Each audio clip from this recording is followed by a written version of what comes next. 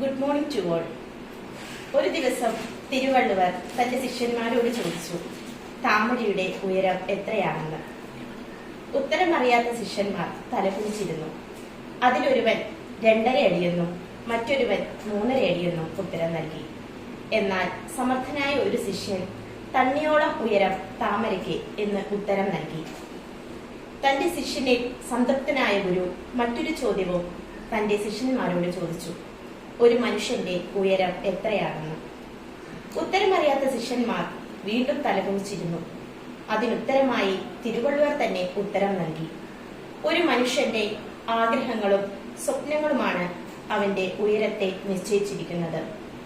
ഈ ലോകത്ത്, ഈ സമൂഹത്ത് അവന്റെ ഉയരത്തെ കണക്കിലെടുക്കുന്നതും അത് തന്നെയാണ്.